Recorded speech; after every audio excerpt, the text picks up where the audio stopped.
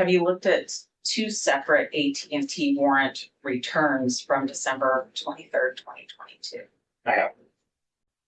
In your experience with working with AT&T records, is it common or uncommon to have two warrants, one that relies on the content of the first in the same day?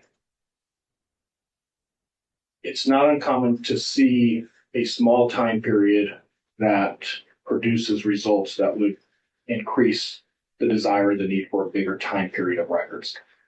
Seeing that entire process happen twice in the same day is extremely rare. Well, the first AT&T record, we called it today the 48-hour AT&T record of Bryan's call detail record. If you were to take that and do an analysis on the call detail record, how long would that take? Depends on the analysis. So I'll qualify that answer with looking at what was put into the second warrant that shows us at least parts of that analysis to include a route that was identified. To do it reliably and feel comfortable that I'm accurate, 3 hours, and that's if you know what you're doing and you have all the tools at your disposal. Arguably, you could spend half a day or more doing that very easily. To do that, do you just take these records, printed copy, and know what's on there, or do you have to do something with those records? You have to use some type of a mapping software, and you would take the digital copy, which is typically a text file, you would import it into that program, which would then map everything.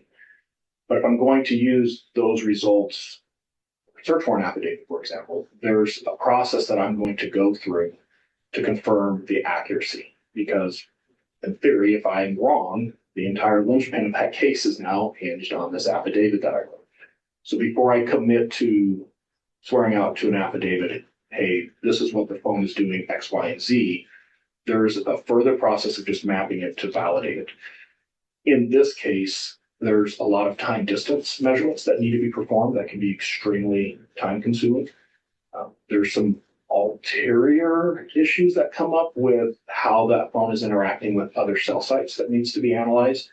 Again, saying that a very qualified, competent investigator spending half a day just coming up with that basic summary is very reasonable.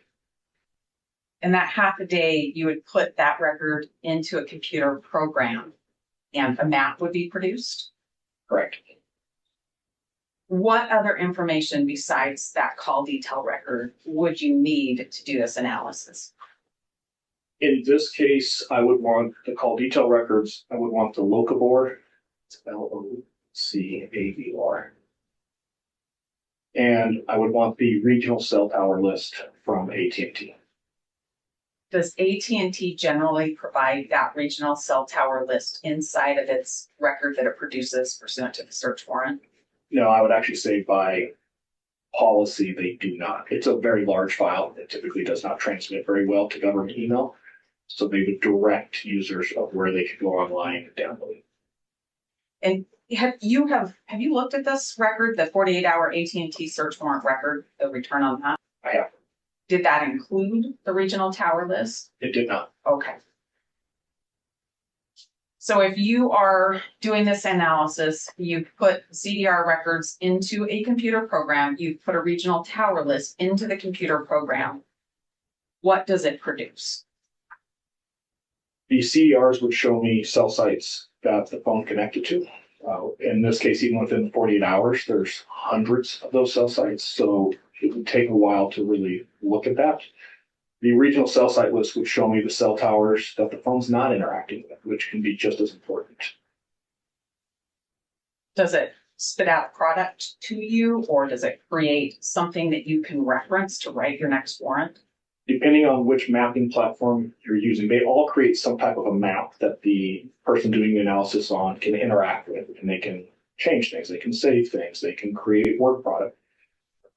Depending on that platform, that's saved in different types of maps. But yes, all of them would have some type of a mapping platform. Okay. Would that be consistent with this past draft that we heard about earlier? It's my opinion that Corporal Payne probably is misusing some terms there. I don't see any possibility of the FBI CAS team producing a CAS draft report on the 23rd. I think he's probably mistaken that he saw some type of CAS work product, which would be this map, before they export all those results into a report. So I believe that he probably saw some mapping through a mapping platform. It would really surprise me if there was a physical report. It would be completely out of character.